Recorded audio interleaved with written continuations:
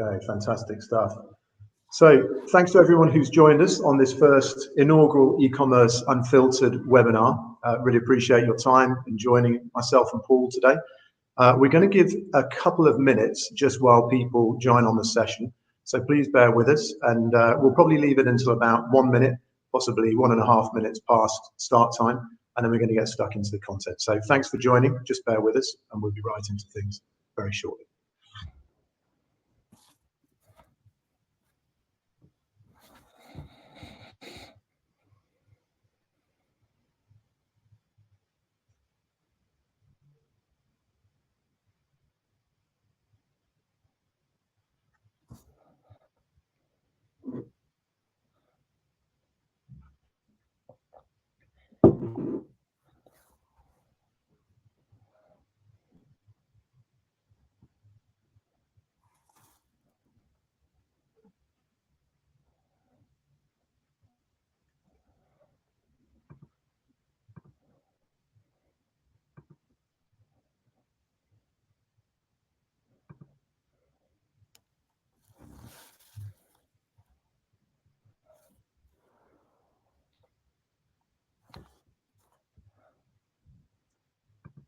Okay, so we'll get started. I think we are expecting a couple more visitors, so we will let them catch up with us as we get underway. So thanks very much, Paul Sanderson from the Commerce Team Global, for joining us today on this first session. As the title on the screen suggests, we're going to be talking e-commerce unfiltered. So what we're trying to do here is have a very candid discussion about the challenges that commerce merchants are facing in choosing the right technology, in building their business, and in solving their business challenges. So today we're talking about why finding the right fit technology is really a game changer for driving a commerce business forward. So we're going to be talking about a number of different aspects of how decision making is done, how people can do it better, and drawing on the many years of experience Paul has. And we're going to start talking a little bit about that background before we then get into the real meat of the conversation. So before we get started, very importantly, it's always good to do some intros so you know who on earth it is who's talking to you today. From my point of view, I'm Matt Ball. I run a business called ChannelCreator. I've been in the e-commerce market since 2001. I've been both on agency side and on the software sales side of things, and I've worked with probably over 100 e-commerce merchants in my time. And I run an independent business that does go-to-market, sales, channel development, and advisory services for the software and technology market. So I've been around the block, seen some interesting stuff, and my job today is to be compere and also to ask Paul some probing questions, hopefully make him feel slightly uncomfortable, but really get some interesting conversational stuff underway. So Paul, maybe a few words about yourself and your background would be great to start. Sure. Thanks, Matt. Welcome, everybody. Everybody join e-commerce unfiltered. So yeah, my background is I've experienced most of the areas of e-commerce, both client side and agency side. But I think importantly, I've been through the pain points on both sides, able to overcome the challenges and experiences across whether it's marketing, whether it's technology, whether it's brand, through to call center, warehouses, everything. So in terms of how we work at the Commerce Team Global, we're simply here to help people in terms of commerce decision making. And it's with this blend of experience from client side and experiencing the challenges that we're here today. And hopefully there'll be a few takeaways for people to be able to apply to their own position and how it can help. Thanks, Matt. Very cool. Thanks so much, Paul. So we wanted to start off, because this is the first e-commerce unfiltered of a long forthcoming webinar series. So there are going to be a number of these sessions, but it's the first one. So naturally, the first question we have to ask is, what's the point? Why are we doing it? Why are we here? And what are we trying to achieve with this series? So over to you on that one, Paul. Yeah, absolutely. So yeah, e-commerce unfiltered. Why? And what's the point of it? And it's pretty simple, really. There's a repetition of the same mistakes happening day in, day out in e-commerce. We are seeing a market that is constantly driven by technology, which is a lot of people's choice.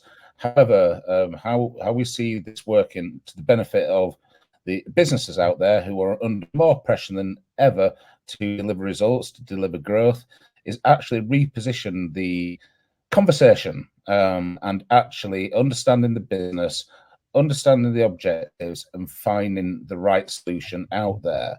And with it being e-commerce unfiltered, it is not favored towards one technology provider solution. This is really about what are the options and how best does it apply to your business. And importantly, what is the right fit that suits your business? Because there are 1,000,001 choices out there and solutions, and it's unraveling the noise and a lot of nonsense in finding the right fit for your business. Very good. I was going to ask a follow-on question, Paul, which is, if you were to describe how your clients or your colleagues speak, so if you asked to ask them, how does Paul speak? What's his tone of voice? What's his style? Give us some words that you think describe that. I think the approach, and this is consistent across the client base that we work with, is very solution driven, very practical, and I think more importantly, focused on business benefit and also focused on where it actually makes an impact in a meaningful way to the consumer. But yeah, straight to the point, and very much trying to be part of their decision making, which also supports their strategy as well.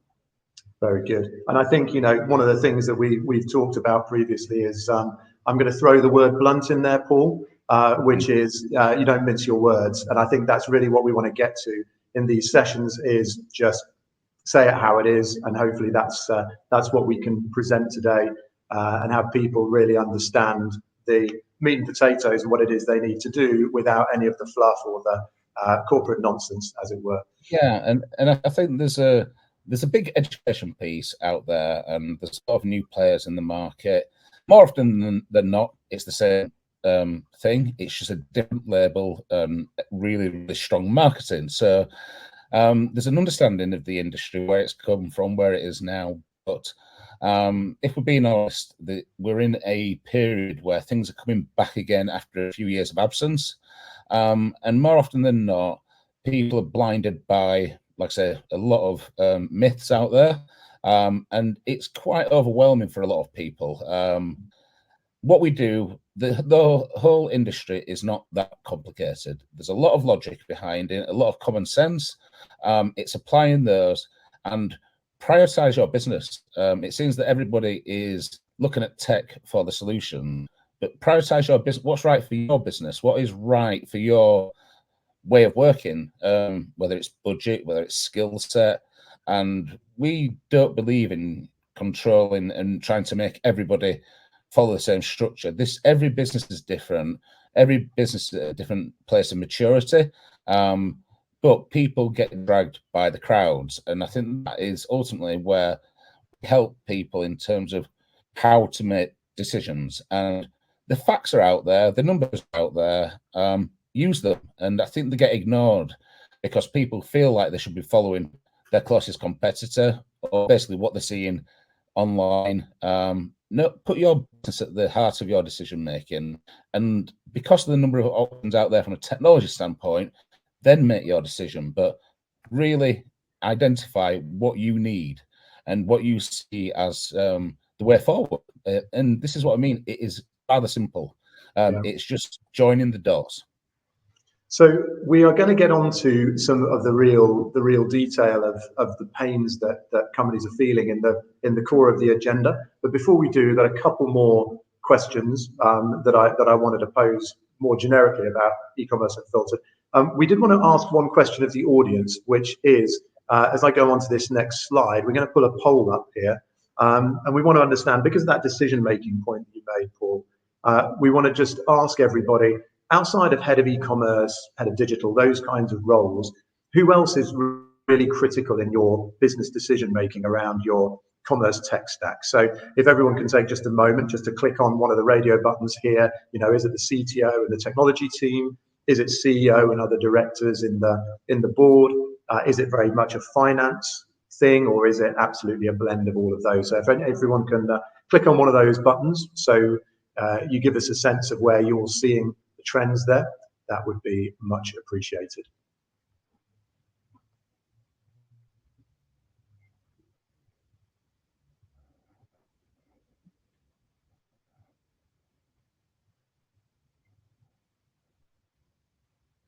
Very good stuff. So we'll come back to some of that content later on in terms of the outcomes of that. So next thing, why is it needed? So why is e-commerce unfiltered needed now? And why should merchants care? Why should e-commerce heads and heads of digital care? Touched on a little bit, but just talk to us about that. Yes, so I think the first point is the same mistakes have been repeated time and time again. And this is basically decision making that is not supported with logical data. We're in an age of data. Use it, break it down, and more often than not, the answers are quite clear and quite distinct. I think where the dynamics have changed, particularly over the last 24 months, is you're asking the CFO to sign off a digital enterprise solution. The CTO and the CEO, CFO, there's more people involved in decision making. So it is an education piece. It's trying to explain why change is needed. And as it says there, the challenges remain the same for most out there. Everyone is in the same boat, but actually, due to the amount of data that's out there, the answers are pretty much in front of you and they rarely change. We've gone from an age where selling from paper with direct mail and catalogs has simply moved online. The same principles apply, whether it's turning over a page to going through a digital page or experience. You're ultimately asking people to buy a product from you because they trust you. And it's simple and easy from a delivery, dispatch, payment. And we look at the direct mail industry, which ran on buy now, pay later for decades. And all of a sudden, there are a number of providers online doing it that are being criticized. So yes, again, it's just a different label and a different experience, but often it's the same challenge. Yeah, very good. So one of the things that, another question we wanted to ask everybody on the call, just so we have some information for reflection later, is how often does everybody on this call, we're going to pop up a poll on this now, how often does everyone on the call review their tech stack? So things don't change as much as the tech industry might like you to believe, because they want you to buy their software and similar. How frequently do you do that? Are you looking at it quarterly? You're looking at biannually, annually, rarely or never? So if you're looking at it 18, 24, 36 months, if you could just give us a sense of that, everybody on the call, that'd be much appreciated.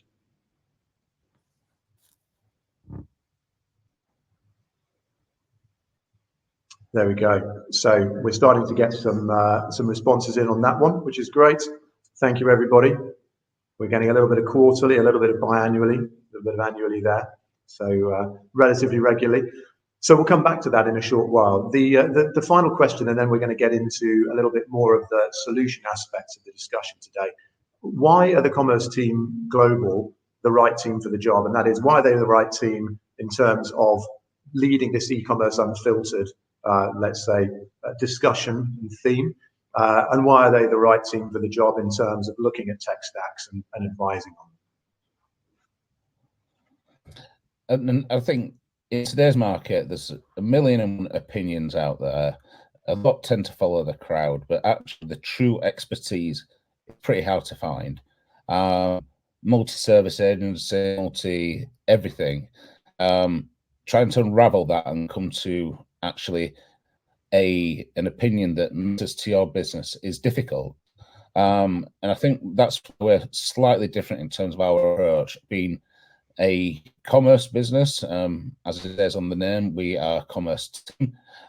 We are 100% focused on e-commerce. Therefore, every member of the business works on commerce day in, day out.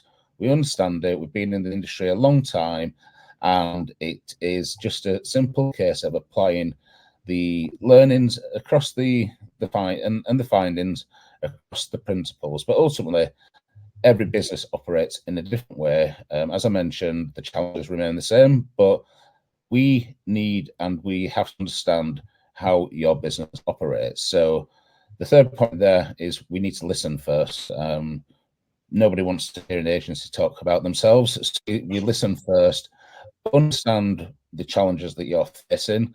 We understand the limitations, the issues, and only at that point, it's a case of understanding where you go in terms of technology. And even though it's a tech industry, even though we're in a high evolutionary tech mindset, ultimately it's people, the heart of the decision making. People often who become a blocker in the delivery, but the perfect combination of people and tech ultimately means successful solution delivery. And the engagement starts with people in the same room. The engagement starts with people understanding expectations and then understanding the right fit of the technical solution.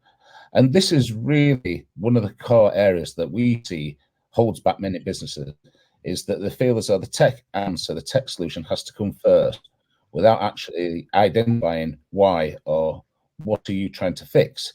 So understanding the business first, then you can find the appropriate and right solution that will meet your requirements, not the other way around.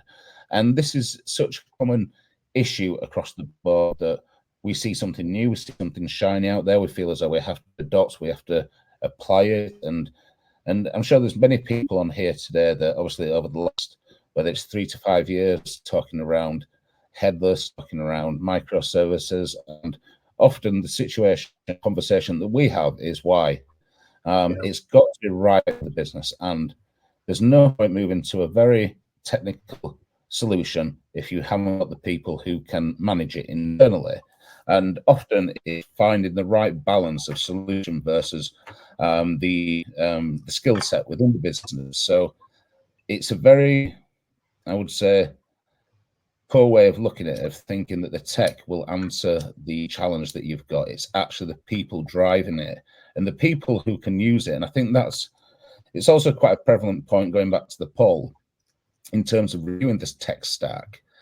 Often what we find is the adoption of the tech is done. The original principles and the momentum behind using it is obvious to everybody. And then within 12 months, people forget the reason it was chosen in the first place. And therefore, that means that you've invested a considerable amount of money, and come year 2, actually the benefit has not been realized and people have moved on to something else that's new. Yeah. So as we are in this age where, the CFOs are involved, and in my opinion, quite rightly, that there's got to be accountability behind spend. And there's no point spending, whether it's 5,000 or 50,000 on a solution, if you don't pay back. And that's got to be assessed and understood. And change is often for the good, but there's no point changing something if you don't understand why you're changing it as well. So sweat technology, get the most out of it, optimize it. If it's not doing the job, then yes, bring in something new. But until you get to that point, you've often got technology in place that can do a far more impactful job. It's just not being utilized by the stakeholders within the business. So it comes back to people and holding technology accountable, holding people accountable, but holding the business true to what their objectives are and why they invested in something in the first place. So these, again, are quite, I would say, obvious principles that can be applied. But going back to the previous statement, these mistakes keep on being repeated. So the scrutiny should come, in my opinion. People need to be prepared for it and be confident that they've made the right selection, because the data removes the actual subjectivity out of decision making. And And but maybe Paul, can I just jump in there to ask one question on that, because we've got the poll results in. Let's just pop those up on the screen. We're going to move now from the talk about the e-commerce Unfiltered itself and why it exists, and we're going to start talking about what are the common challenges and what are the things, what are the trends that you're seeing and how some companies crack those, so that we can talk about some examples, some things that you've seen that will hopefully help people on the call to not repeat those. So one of the and I was hoping we could actually pop up, maybe if Stu could pop up the results, because at the moment I'm just getting the I'm getting the original poll question popped up rather than here we go, the numbers here. So in terms of who are the key stakeholders, we're seeing 43% are technology, alongside the head of e-commerce, CEOs and directors, less so finance. So we've got all of the above in 29% of cases. So we've got a bit of a mix there. So that's an interesting kind of first view on how people are seeing those decisions being made. If we can now flip over to the other one as well, and we'll just have a look at how frequently people are refreshing their tech stack. Then we can see that we've got quarterly. We've got a pretty good split there. Fortunately, we've got no one in the rarely never. I guess that's a good sign. And I did have a question on this. So we're going to talk quite a lot about decision making and about people holding everything to account. I think your point there is well made. Just in terms of how frequently people review their stuff, Paul, maybe we can start on a short discussion about that. What works best? Is it to keep on reviewing it, but don't keep on changing it? Because you said don't keep on throwing the baby out with the bathwater, number one. But number two, people are forgetting why they made the decision. So then, maybe things are being thrown out at a later date because people have forgotten the justification. Do you think more frequently is good? Do you think less frequently is good? What would you say about this frequency of decision making? I think a lot of it, again, I think the logic remains the same. What are the KPIs that establish the business case in the first place? And the investment can range from sort of 4 figures up to 6 figures and beyond. But ultimately, there is a reason, a set of KPIs why something was chosen. So has it performed? Has it been reviewed on a frequent basis? Reviewing something doesn't mean that you necessarily need to change it, but it certainly means that it should be optimized. And I think that is quite a key factor within this. Is often with most technology solutions, there is a component, that element of optimization that needs to be done. In this age where obviously we're seeing a lot of AI implementation, there's a self-learning aspect to it, but I think that's still some way to go to actually deliver the benefit for everybody, depending on AI. So the review and the optimization should be ongoing. In terms of, is it the right solution for the long term? I think obviously contract length determines that to some degree, but I think it's very important that people navigate the length and the duration with considered, informed decision making. And if there is a term and a length for 3 years for a platform, that's all well and good, but you don't want to be waiting 3 years and then reviewing it, because you'll have to sign up for another 3 years. So you're in this ever evolving circle of assessing what's out there. So keep the optimization going, understand the original principles and plan. But I think my key advice and key takeaway is don't be blinded by a sales pitch from somebody new to the market. I think that's quite a key factor. Is often it's too good to be true, and we'll know how that goes, but it's got to be measured. So having the data there that is comparable and measurable, and test is my advice.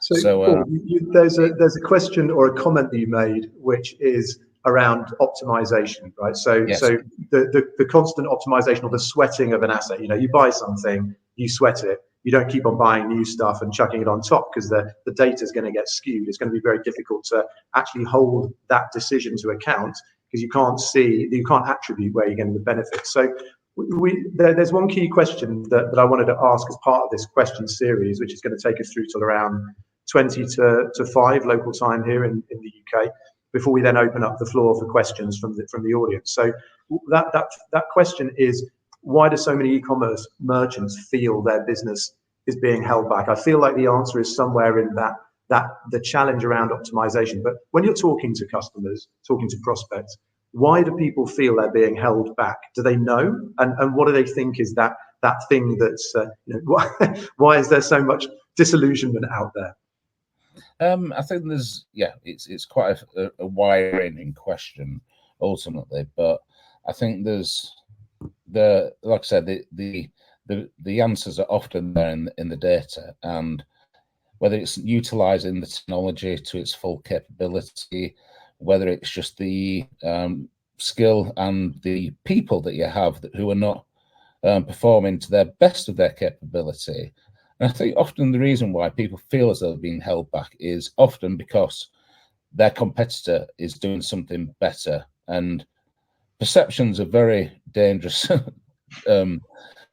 subject matter, because often it's, like I say, it's too good to be true that smaller, more agile businesses can move quicker and do better things than the rest. So there's always a number of different reasons why, but people feel they're being held back because I would say that half of it is their ability to execute. Often projects being delayed. Typically that is down to the process of identifying what the initial objective is.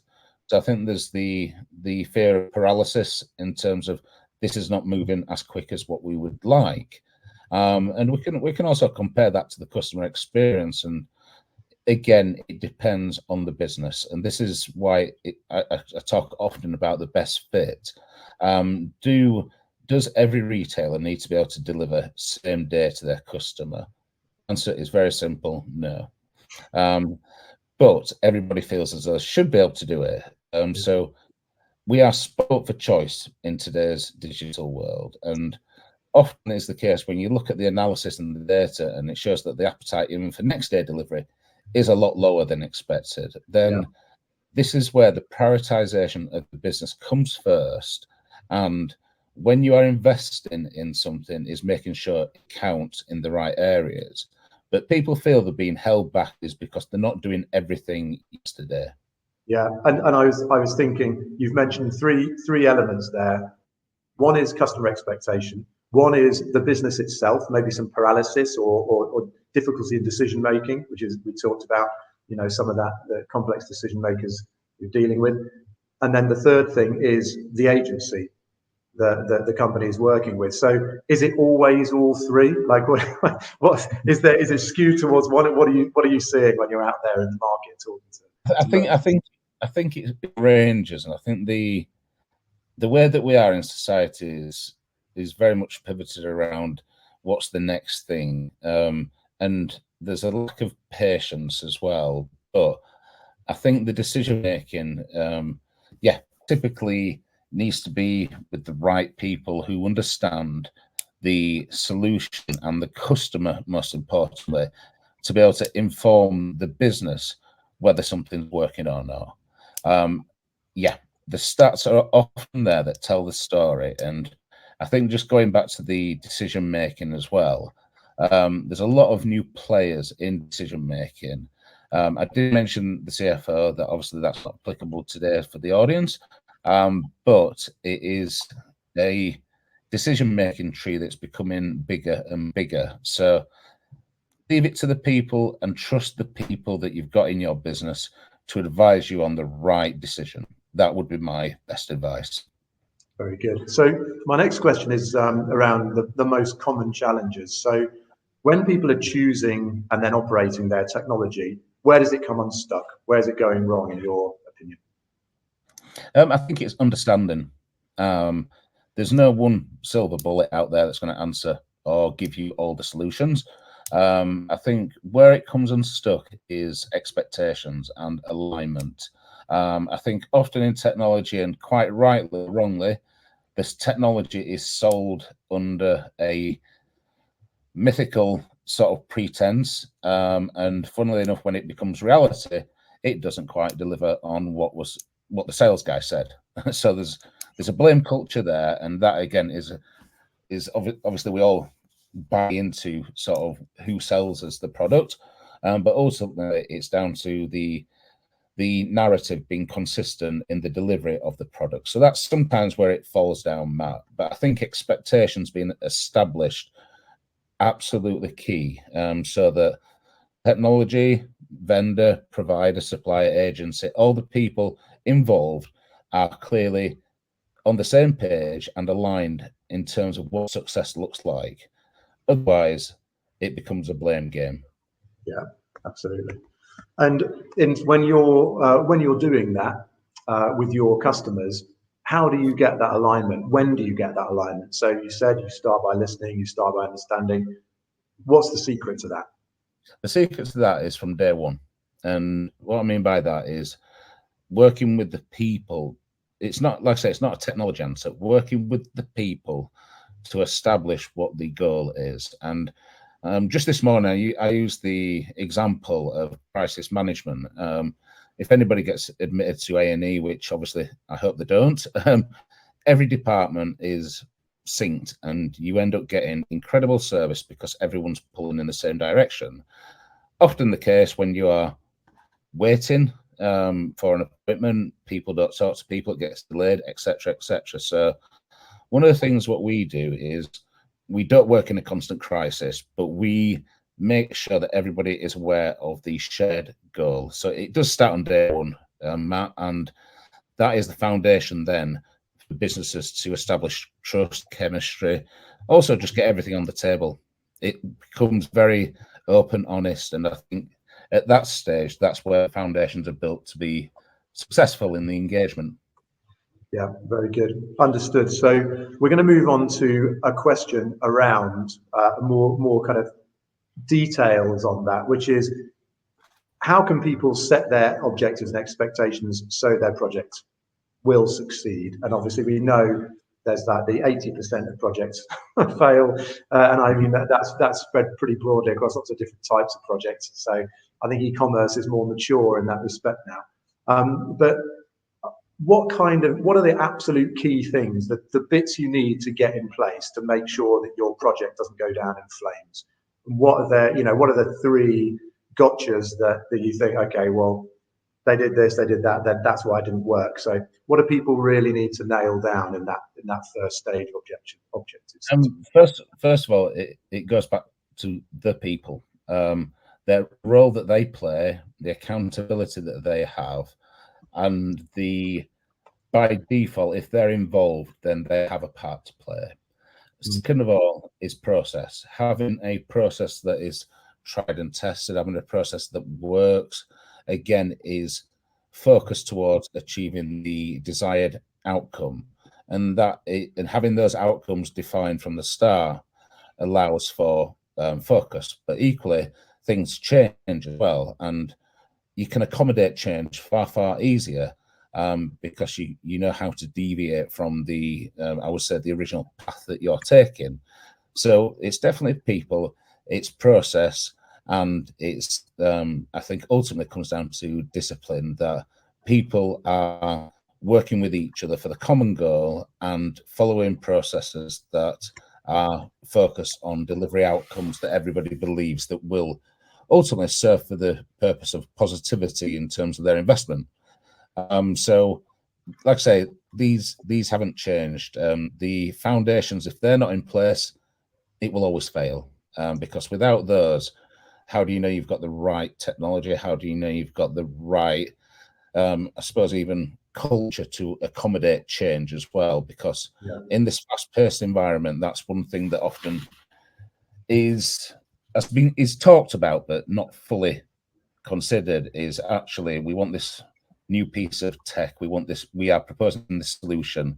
And just my experience last night with it was just a hotel that thought it'd be great to have digital sign-in, and with mandatory fields over 4 pages, it gets a little bit, I would say, of a poor experience. Indeed, they haven't lived their own process quite clearly. Yeah, I love to group things into threes, Paul, and you said accountability, getting accountability to the team. You said the goals and expectations, getting those right, and we said a process so that when change comes, as it would inevitably will, you've actually got a way of handling it, and the wheels don't fall off. Where do you see it going? Like, what's the one that always gets people? What's the one that people usually fail to get right in your estimation? So everybody is quite, I would say, aligned and all focused towards the happy path of everything going according to plan. Yeah. The thing what everybody trips up on, if things don't go to plan, how will you accommodate it? So yeah, I want to go live on the 10th of next month. Somebody is off sick. How do you accommodate the unhappy path to delivery? Of which there are many unhappy parts, no doubt.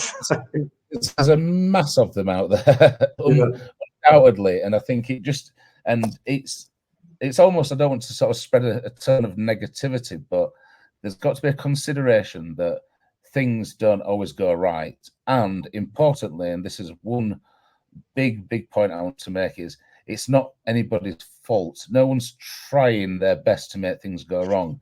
They just do. So you can have all the process in the world, all the governance in the world, etc. But life happens, things happen.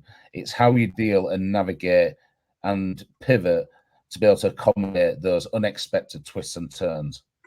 Very good. I'm writing a couple of points down for a bit of a summary later. So that's a great reflection there. So final question for you before we then ask the participants on the session for their questions, their thoughts. What is the best approach for scoping out the right solution and then actually delivering it? So you've got the people in the business, you've got the heads of e-commerce, and similarly, you've got the other stakeholders, you've got the people in the teams who are going to be delivering, you've got internal delivery teams, you've got external delivery teams, agencies, tech providers. There's a lot of stuff to manage there. So what's the best way of scoping that and then actually getting it out of the door? So is there some magic recipe? What's the advice that you give people who are staring down the barrel of what looks like a pretty complicated deployment? It's very simple. It's communication, communication. Yeah. Just because somebody sent an email doesn't mean that people have understood it. And equally, if you're going down a path and direction, everybody needs to buy into it. And it's always quite an interesting, I suppose, occurrence when I always sort of ask the room, well, unless you've got an objection, you're buying in and agreeing to the solution. So voice the objections, voice the issues, concerns, risks, because if not, you're signing up to what the agreed objective or plan or solution is. So alignment is through communication, but people are actually making sure that they voice concerns as well. And is there a kind of best way of doing that communication and flushing out those objections? So obviously we live in a world of multi-channel everything. Everyone's constantly on calls, everyone's constantly on chats, on Slack, on emails. You've got loads and loads of different ways of doing that. So is there a way of cutting through all? I mean, I think of that as noise so much of the time. Yeah, people need to communicate between each other, but then when you want to get consensus and actually get the ball moved forward and down the pitch, what is it? What's the best way of getting that, like galvanizing everybody and making sure that you don't have people left behind who don't feel like they're being represented? I think the word used there is perfect, and it's actually reducing the noise. Reduce the noise, reduce the channels, making sure that everyone understands that the operating model is that you meet, as an example, you meet face to face, you have documentation, you sign it off. Of course, that's the happy path. Yeah, ultimately, we don't work in that world. So it might be a case of if a process is agreed, then it's communicated to everybody by email. Again, share objections, concerns. It's really making sure that alignment is all part of the decision-making funnel. But reducing the channels is really important, because we go back to technology choice. Communication choice is also vital. Is email good enough? Is DocuSign good enough? Is Slack sign-off good enough? And ultimately, it comes back to, what do you agree?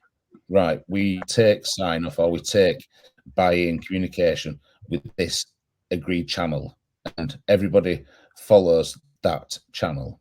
So reduce the noise, agree the ways of working. And Paul, important personal question for you. What's your favorite communication channel? Well, how do you prefer to get stuff done? I think it depends on the objective. Still, face-to-face is as effective as ever, and I think people tend to be a little bit more honest as well. I think sometimes the voicing opinions, it doesn't always come across very well by email or on Slack, and I think when you've got face-to-face, you're removing the open to interpretation, I suppose, cloud that can hang over most forms of digital communication. So yeah, typically face-to-face, but ultimately just aligning on one form of channel that is open to being used by everybody who is part of that, part of the process. Yeah, indeed. And I think that because we are at the 22 time slot now, we're gonna flip over into asking the audience for some questions here. But thanks, Paul, for all of your thoughts and ideas there, and your recommendations. So very much appreciated. I'm gonna summarize with a few of the words that you've used there that I think really quite nicely summarize the philosophy and how people can kind of cut through that noise and get their tech stack arranged and get them sweat the tech that they've got. I think is a really good way of describing it. So we're going to open the Q&A panel now. So for those of you who have joined, who are in the audience, you'll see you've got a chat window, you've got a Q&A window here. So if you want to ask a question, all you need to do is add it into our Q&A window here, and then we will jump in there and answer your question. So we have got one here, which is first off the rank. So what is the key driver of change of platform? Is it tech? Is it growth, decline in customers? Is it growth, decline in revenue? Is it changes of objectives of the management team? So what do you think is the main driver that you're seeing in most of your customers, Paul, of needing to change that tech?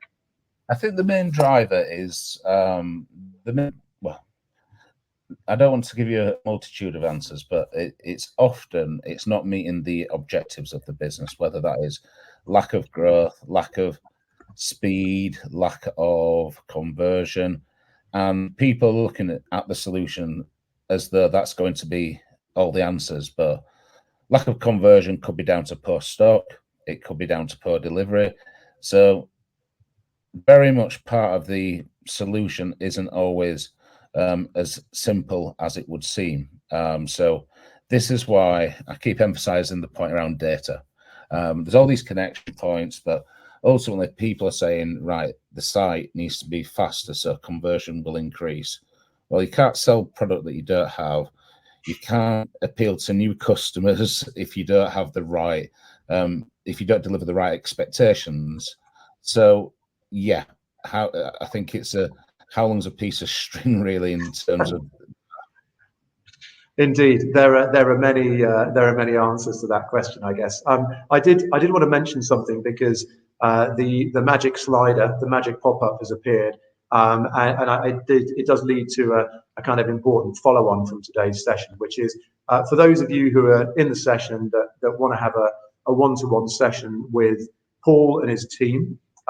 We are providing 5 of those, although I think that a couple of them have been booked now, but we're providing 5 of those slots to participants that want to join Paul, look at their business in a bit more detail, and just get a completely external, dispassionate, listen, understand, and make recommendations type of session. So if you want to have a chat about your pain points in your business, you can book a session, and you'll see that offer that's slid in on the left-hand side there. Just click that reserve a slot icon there. So we're going to leave that there for about a minute or two. We'll slide it back in at the end of the session as well. So another question that we've got here, which may be a straightforward one, I think, Paul, I'll let you be the judge of that, is what tech platform, or maybe what tech platforms, would you be recommending to a business that's in that kind of, it's in that transitional phase? So everyone sees that e-commerce world in like 1 to 20 million, and then you're going enterprise. So you're in the 15 million stage, you're growing, you know that you've got a you've got a big decision to make coming up. And do you move to one of those, you know, are you on Shopify Plus, are you on BigCommerce? Are you going up into one of those bigger, more meaty platforms like a Salesforce Commerce Cloud? What do you say to companies who are getting to that stage in their tech life cycle and they're going to have to make one of those big decisions? Where would you put a business like that in terms of platform? The first point I would say, which to stay true to my word, is let's talk first. Let's talk about your business. What are you trying to fix? What are you trying to solve? You mentioned the Shopify, the big commerces. There's choice out there, and often a lot of these providers have variable solutions to adapt to different layers of the cake. But yeah, I wouldn't be true to my word if I said, right, let's look at what is the answer, because first of all, let's understand your business and what you're trying to achieve. And there may be then multiple options. And yeah, we are in an age where there's not one reliable solution out there any longer. There's lots of good providers, lots of good solutions. Some are cheap, some are more expensive, some are more complicated, some are simple. We unravel the detail from understanding your business to then provide the recommendation and provide the approach which will work for you. Yeah, very good. And absolutely bang on the consistency there, Paul. So good that you weren't unpicking your earlier comments. So another question that we've got here is, are in-house teams keeping up to pace with the skills that they need to succeed in e-commerce? So in your opinion, are in-house teams knowledgeable enough? Are they able to operate the tech? What are you seeing out there? I think, and I've sort of consistently talked about, and this is just my personal sort of issue with the setup of teams at the moment. And I use my own personal experience of being on client side when a head of e-commerce role encapsulated just about everything, whether it was development, whether it was search, whether it was email, whether it was fulfillment, because you have one person that is accountable across the board, and their skill sets are equally important, that they understand, yes, conversion has dropped because we've got low stock, we're waiting for more stock to come in, or we are late with deliveries. So connecting all the dots together and having that understanding is, a personal sort of issue for me, because I think it is not for the good of the business ultimately. But our in-house teams keeping up with the skill sets, my opinion, there shouldn't be any reason why not. There's more access to information, data, teachings, learnings than ever before. However, I think it comes back to the point that it can be overwhelming with too much information out there. So this is where I think with many businesses, it goes back to an education story yet again. And it's making sure HR are involved, making sure development plans align with digital. And this is something that's new to different, and again, we talk about different departments. HR need to understand about digital, its change and its pace, etc. And they have to implement it into a skill sets for the team. But I think where the strength lies is having a hybrid approach. And this is not just because I now have the commerce team global, but you leverage external expertise to knowledge share and basically upskill the teams that you have internally. And no one ever stops learning. at the end of the day, and you have a multitude of experts out there that you'll never be able to replicate internally. So leverage the right people to work with, ensure it's a partnership and not just a supplier versus client relationship, which is really important. And basically transfer that knowledge to make the teams more capable and ultimately learn from people who are more experienced as well. So yes, there's no reason why they shouldn't be mapped, but it's finding a balance and also setting the business up to be able to then support themselves in a more self-sufficient manner. So I've got a 9-year-old son, so I'm very interested in how how people get into the world of work, and then how they get this knowledge. You know, you come out of college or uni or whatever it is, you've got some skills, then you get into the workplace, and somehow you have to go from there to having the skills to be ahead of e-commerce. So there's this big gap in the middle, and there doesn't seem to be a clear answer to how people get those skills. But when you're working with your clients, how can you actually deliver the services and transfer the knowledge? Do you do it through formal training? Are you in workshops with them to hand it over? Is it a doing it with you? Are people kind of sitting alongside, like buddying up with people in the merchant? So what do you think is the most effective way of transferring that knowledge from your business for the commerce experts to a business where maybe they've got some people who aren't yet quite in that zone? I think often, it's a very common problem, Matt, and I'm not going to get into politics about pathways into industries, but I do think it's about identifying the pathway for the individual with an external supplier. So in the case that we work in, we always encourage a hybrid way of working whereby there are internal developers within a business that work with our developers. There is a process that has to be followed. So we train them up, we give them the skills, we give them the knowledge.